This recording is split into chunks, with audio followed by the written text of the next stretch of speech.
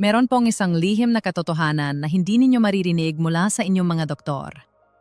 Bawat taon, milyon-milyong matatanda ang kumipila para sa health checkups. Akala nila ay nag-iingat sila.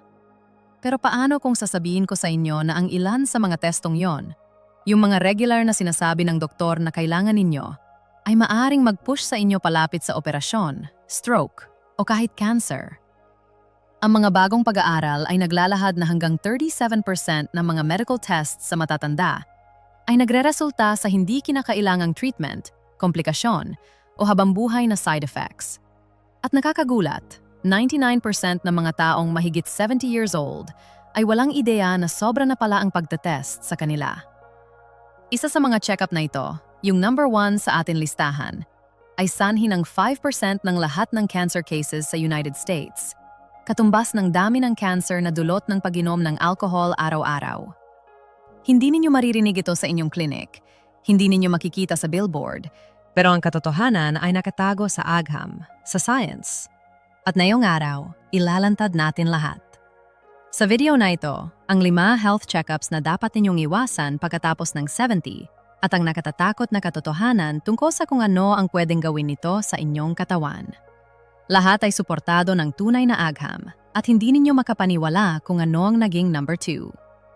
Bago tayo magsimula, sabihin ninyo sa comments kung saan kayo nanonood, ilang taon na kayo, at nagsisi ba kayo sa isang test o procedure na ginawa ninyo. Sa tingin ba ninyo ay sobrang dami ng tests para sa matatanda? Binabasa namin at sinasagot ang bawat isa ninyong comment na may personalized tips at advice. At huwag kalimutang mag-like ng video na ito at mag-subscribe sa aming channel para sa mas maraming videos na katulad nito. Ngayon, walang dagdag pangalalayan, pag-usapan natin ang unang test. Bakit mukhang walang peligro pero maaring tahimik na sirain ang inyong kalidad ng buhay? Number 5. Bone Density Scan. Mukhang walang peligro. Mabilis lang na scan, walang sakit, walang karayom, at lalabas kayo knowing kung ang inyong buto ay may risk ba para sa bali. Pero ito ang hindi sinasabi sa inyo. Pagkatapos ng edad na 70, ang bone density scan ay madalas na lumili ka ng mas maraming takot kaysa benepisyo. Ang scan na ito, na officially ay tinatawag na DEXA scan, ay sumusukat kung gaano kalakas ang inyong mga buto. Ginagamit ito primarily para malaman kung meron kayong osteoporosis. Pero sa mga matatandang tao, lalo na sa mga babae, ang results ay halos palaging bumabalik showing lower density, kahit walang tunay na panganib. Yan ay dahil ang bone loss ay natural na bahagi ng pagtanda. Tulad ng wrinkles o white hair, nangyayari ito sa lahat. At kahit ganon, maraming matatanda ang itinulak sa pag-inom ng mga gamot tulad ng bisphosphonates, na dapat ay magpalakas ng buto. Pero may seryosong side effects tulad ng jaw necrosis, na isang rare condition kung saan ang panga ay nagsisimulang mamatay, at esophageal irritation, na pangangati ng lalamunan. Ngayon, ito ang problema. Ang mga pag-aaral ay nagpakita na ang paggamot sa mild bone loss sa mga taong mahigit 70 years old, gamit ang gamot ay may konti o walang impact sa actual fracture rates. Isang pag-aaral na naipublish sa Journal of the American Geriatric Society ay sumunod sa mahigit 1,200 kababaihan na mahigit 70 years old, at natuklasan na ang bisphosphonates ay nagbawas lang ng fracture risk ng 0.3% pagkatapos ng 5 taon. Hindi yun wala, pero malayo sa life-saving. Sa halip, ang mga babaeng yon ay mas malamang na magdusa mula sa side effects ng gamot, kasama na ang digestive issues, inflammation sa lalamunan, at brittle bones na bali sa kakaibang paraan. Kwentuhan ko kayo tungkol kay Rosa, isang 76-year-old retired na guro ng piano na na-refer para sa DEXA scan pagkatapos ng annual check-up niya. Hindi pa siya kailanman nahulog, walang sakit, at naglalakad araw-araw. Ang scan results niya ay nagpakita ng osteopenia, na isang mild reduction sa bone density na hindi pa considered na osteoporosis. Ang doktor niya ay agad siyang pinag-start ng alendronate, isang bisphosphonate. 3 buwan pagkatapos, nag-develop siya ng matinding reflux at sakit ng panga. Nang makita namin siya, ilang linggo na siyang hindi nakakapagtutog ng piano. Tinigil namin siya sa gamot. Sinimula namin siya sa regimen ng vitamin D, weight-bearing exercises tulad ng resistance bands, at calcium-rich diet na may mga pagkaing tulad ng sardinas at leafy greens na gulay. Isang taon pagkatapos, bumalik siya sa pagtugtog ng recitals na may mas malakas na binti, mas magandang balance, at zero fractures. Ang bone scan ay mukhang matalinong hakbang, pero para sa mga taong mahigit 70 years old na hindi nahuhulog o bumabali ang buto, ang mas magandang option ay lifestyle. Strength training, balance exercises, proper nutrition at paggamot sa vitamin D deficiency ay napatunayan na nagbabawas ng fractures ng mahigit 20% ayon sa 2022 Osteoporosis International Study. Huwag hayaang takutin kayo ng isang numero sa screen para sa treatment na baka hindi ninyo kailangan. Pero may isang scan na maaring humantong sa mas nakatatakot pa, brain surgery. Pag-usapan natin yon ngayon. Number 4. Brain MRI para sa memory loss. Kapag ang mga matatanda ay nakakaramdam ng mas nakakalimot o nalilito, ang natural na impulse ay takot. Takot sa dementia, takot sa Alzheimer's. Kaya ang mga doktor ay madalas tumugon sa pag-order ng brain MRI. Pero ito ang uncomfortable truth. Ang mga MRI na detalyadong scans na nagpapakita ng structure ng otak ay bihirang magbigay ng sagot na inaasahan ng mga pasyente. Sa katunayan, karamihan sa mga MRI sa mga taong mahigit 70 years old ay nagpapakita lang ng age-related changes. Ibig sabihin ay slight shrinkage o white matter spots na totally normal sa matatandang tao. Pero ito ang kicker. Kapag nakita na ang mga spots na iyon, maaari nilang matrigger ang cascade ng takot, karagdagang tests, at kahit operasyon. Operasyon na baka hindi makatulong sa memory at maaaring mas pasamain pa ang mga bagay-bagay. Noong 2021, isang pag-aaral na nai-publish sa Neurology Today ay nag-review ng mahigit 3,000 MRI scans sa mga pasyenteng 70 hanggang 85 years old na may mild cognitive complaints. 86% ay nagpakita ng ilang form ng brain abnormality, pero 3% lang ng mga findings na yon ay nakalink sa actual treatable condition. Ibig sabihin, 97% ng mga tao ay dumaan sa emotional toll ng pagkarinig na may mali, kahit wala naman talaga. Mas masahol pa, halos 12% ay pinadala para sa invasive procedures, tulad ng spinal taps o kahit exploratory biopsies. Lahat ay batay sa vague scan results. Kunin natin si Jorge, isang 74-year-old retired engineer na pumasok na nag-aalala tungkol sa pagkakalimot. Matalino siya, pero mas madalas niyang naiwawala ang susi niya at minsan nakakalimutan ang mga pangalan. Ipinadala siya ng doktor niya para sa MRI na nagpakita ng white matter changes. Natakot siya, convinced na may dementia siya. Tumigil siya sa pagmamaneho, tumigil sa pagsisimba. Sa susunod na ilang buwan, lumala ang anxiety niya. Pero noong muling sinuri namin siya gamit ang standard cognitive test, ang score niya ay well within the normal range. Ipinaliwanag namin na ang mga MRI findings na yon ay age-appropriate. Tinulungan namin siyang mag-focus sa lifestyle interventions tulad ng tulog, hydration, at brain games. Sa loob ng 3 buwan, nag-stabilize ang memory niya at pakiramdam niya ay bumalik na siya sa dati. Ang katotohanan ay, maliban kung may severe neurological symptoms tulad ng seizures, sudden personality change o mabilis na functional decline, ang MRI ay bihirang nakakatulong sa mild memory loss. Ang mas magandang unang hakbang ay cognitive screening test, isang simpleng paper-based exam na sinusuri ang memory, attention at problem solving. Mura, effective, at iwas sa risk ng hindi kinakailangang takot. Ngayon, maghanda kayo dahil ang susunod na test sa listahan na ito ay malamang na nagawa ninyo ng maraming beses. At number 3 ito dahil may dahilan. Number 3. Cardiac stress test. Isa ito sa pinaka-common na tests na ibinibigay sa matatanda na nagreklamo ng mild fatigue, chest tightness, o hindi lang pakiramdam na katulad ng dati. Ang cardiac stress test, isang procedure na nagmo-monitor sa inyong puso habang naglalakad sa treadmill o binibigyan ng gamot na nag-simulate ng exercise, ay ginagawa para ma-spot ang blocked arteries. Pero pagkatapos ng 70, ang test na ito ay madalas na mas nakakasama kaysa nakakatulong, lalo na kapag ginamit sa mga taong walang clear signs ng heart disease. Yan ay dahil maaari itong humantong sa false alarms at hindi kinakailangang heart procedures na may seryosong risks. Ang problema ay nasa accuracy. Ang mga pag-aaral ay nagpapakita na sa mga adults na mahigit 70 years old, ang false positive rate para sa stress tests, ibig sabihin ang test ay nagsasabi na may problema kahit wala naman, ay maaring umabot ng 40%. Ayan ay humahantong sa follow-up tests tulad ng angiograms, at kahit hindi kinakailangang stent placement o bypass surgery. Noong 2017, isang major study sa JAMA Cardiology ay natuklasan na mahigit kalahati ng lahat ng stents na nailagay pagkatapos ng stress test referrals ay ginawa sa mga pasyenteng walang tunay na symptoms o benefit. At ang mga pasyenteng iyon ay walang improvement sa survival o quality of life pagkatapos ng procedure. Ang meron sila gayunpaman ay mas mataas na rates ng bleeding, kidney injury mula sa contrast dyes, at mahabang hospital stays. Nangyari ito kay Ramon, isang 75-year-old retired na kartero na nananatiling active sa pamamagitan ng paglalakad araw-araw. Sa check-up, nabanggit niya na minsan ay napapagod siya sa mga burol.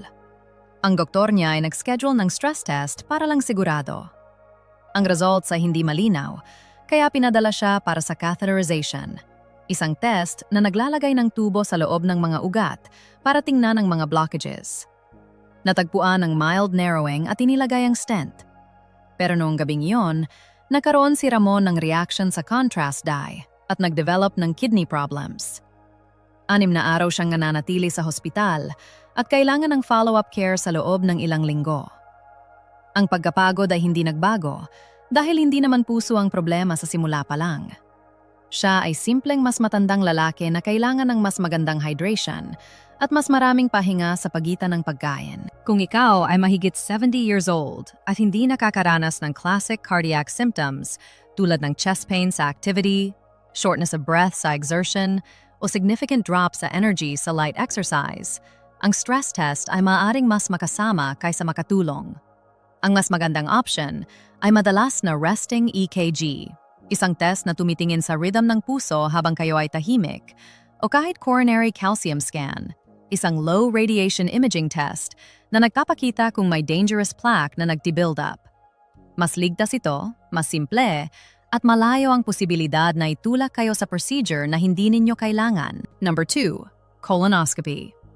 Siguro hindi ninyo inasahan ito, pero ang colonoscopy, isang procedure na gumagamit ng mahabang camera para suriin ang inyong colon, ay hindi palaging matalinong pagpili pagkatapos ng edad na 70, at halos hindi kailanman inirerekomenda pagkatapos ng 75, maliban kung may specific symptoms. Ang risks ay tumataas sa edad. Ang preparation ay harsh, nagsasangkot ng strong laxatives na maaring mag-cause ng dehydration, pagkahilo, o kidney issues. Ang sedation na ginagamit sa procedure ay nag-pose ng dagdag na risks sa brain function sa matatandang tao. At marahil ang pinaka-nakakagulat, ang test mismo ay maaring mag-cause ng komplikasyon tulad ng bleeding, tearing, o kahit heart rhythm disturbances sa panahon ng sedation. Isang 2019 study sa JAMA Internal Medicine ay sumunod sa mahigit 1.3 milyong Medicare patients na 70 years old pataas. Natuklasan nila na para sa bawat 1,000 colonoscopies na ginawa sa mga pasyenteng mahigit 75 years old, 2 lang na buhay ang nailigtas, pero mahigit 20 tao ay nakaranas ng seryosong komplikasyon. Iyan ay 10-to-1 risk-to-benefit ratio. At kahit natagpuan ng mga polyps, marami ay maliit at mabagal lumaki. Ang pag-alis nito sa mas matandang tao ay minsan mas nakakasama kaysa hayaan na lang. Si Diana ay isang 73-year-old lola na nagpapatakbo ng maliit na panaderya kasama ang kanyang anak na babae. Walang symptoms, walang bleeding, walang pagbabago sa dumi, at walang family history ng colon cancer. Pero ang kanyang bagong primary doctor, fresh out ng residency, ay nag-urge sa kanya na magpa-screening colonoscopy. Pumayag siya. Sa panahon ng procedure, isang maliit na polyp ang inalis at pinauwi siya. Noong gabing yon, nakaranas siya ng matinding abdominal pain at nawalan ng malay. Sa hospital, natagpuan nila ang bowel perforation. 9 na araw siyang nag-recover, nawalan ng 10 pounds at hindi na siya naging pareho mula noon. Nung sinuri namin ang kanyang kaso, natuklasan naming meron na siyang 2 clean colonoscopies sa nakaraan. Walang dahilan para ulitin pa ito. Ang US Preventive Services Task Force ay kasalukuyang mirerekomendar ang paghinto sa routine colon cancer screening sa 75 para sa karamihan ng mga tao. Para sa mga nasa excellent health, ang stool-based test tulad ng FIT test, isang non-invasive fecal test na ginagawa sa bahay, ay madalas na mas ligtas na option. Walang prep, walang sedation, at nahuhuli pa rin ang karamihan ng concerning cases. Magtanong sa inyong doktor tungkol sa mga alternatives, dahil kapag kayo ay nasa colonoscopy pipeline na, mahirap nang lumabas. At ngayon naabot na natin ang pinaka-overused, pinaka-delikado, at pinaka-nakakasama na check-up para sa matatanda. At halos sigurado akong nagawa ninyo na ito. Number 1. Annual Full-Body CT Scans. Ang full-body CT scans na minsan ay ino-offer bilang bahagi ng executive health packages o bilang preventive services sa private clinics ay nima-market bilang paraan para mahuli ng maaga ang cancer. Pero ito ang nakakagulat na katotohanan. Ang mga scans na ito ay naglalantad sa inyong katawan ng mataas na dose ng ionizing radiation. Para sa matatandang tao, lalo na sa mahigit 70 years old, ang risk ng pag-trigger ng hindi kinakailangang follow-ups, biopsies, at kahit surgeries ay napakataas. At ang irony ay walang ebidensya na ang full-body scans na walang symptoms ay nakakaligtas ng buhay. Bawat scan ay naghahatid ng 10 hanggang 20 millisieverts ng radiation, katumbas ng humigit kumulang 500 chest x-rays. Ayon sa 2023 modeling study na naipublish sa JAMA Internal Medicine, ang pagtaas ng CT scan sa buong United States ay maaaring ngayon ay responsable sa hanggang 5% ng lahat ng cancers na inilalagay sila sa par sa alcohol bilang cancer-causing factor. Ibig sabihin, isa sa bawat 20 cancers ay maaaring sanhi ng scan na dapat ay pumipigil sa sakit. Hindi lang yan counterproductive, nakakatakot talaga. Ang scan ay maaring makakita ng walang peligro na nodules, calcifications, o cysts na simpleng bahagi ng pagtanda. Pero sa sandaling makita na ang mga ito, tumaas ang red flag. Sumusunod ang mas maraming scans, tapos biopsies, tapos takot. Kwentuhan ko kayo tungkol kay Marcos, isang active na 80-year-old na dating nagtuturo ng martial arts sa mas batang matatanda. Napakaganda ng pakiramdam niya at sumali siya sa senior elite checkup sa isang private clinic.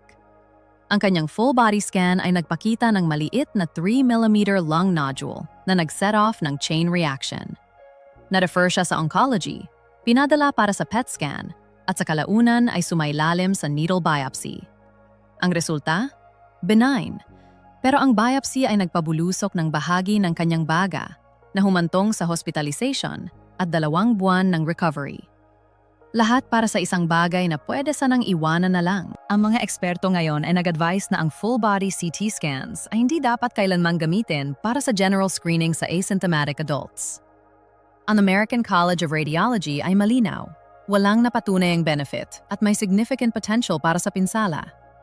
Kung may symptoms tulad ng unexplained weight loss, pag-ubo ng dugo, o visible swelling, ang targeted imaging ay may sense.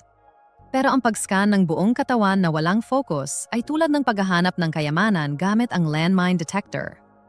Maaari kayong makahanap ng isang bagay, pero ang pinsala ay maaaring mas masahol pa kaysa sa iniiwasan ninyo. Ang mas ligtas, mas matalinong diskarte ay ang pakikinig sa inyong katawan.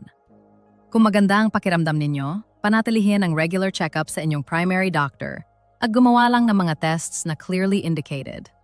Ang inyong oras, enerhiya at kalusugan ay masyadong mahalaga para sayangin sa fear-driven screening na maaring mag-iwan sa inyo ng mas masahol pa kaysa sa simula ninyo. Kaya nandito na. 5 check-ups na maaring mukhang nakakatulong pero maaring makasakit, lalo na kapag lampas na kayo sa 70. Ang modernong medisina ay makapangyarihan, pero hindi ito perpekto. Minsan, mas kaunti ay mas maganda. Laging magtanong, ano ang susunod? Kung ang test na ito ay makakahanap ng isang bagay, kung ang sagot ay hindi malinaw, o kung ang risks ay mas mataas kaysa sa reward, maaring panahon na para tumigil. At tandaan, ang tunay na prevention ay nagsisimula sa lifestyle. Manatiling active, kumain ng maayos, matulog ng malalim, at pumili ng inyong checkups na matalino. Ngayon, gusto naming marinig mula sa inyo. Kayo ba o isang minamahal ninyo ay nakaranas na ng komplikasyon mula sa medical test o treatment na naging hindi kinakailangan? Ano ang mangyari? Ibahagi sa amin ang inyong mga karanasan at opinyon sa comments sa ibaba. Gusto naming marinig ang mga ito. Salamat sa panonood.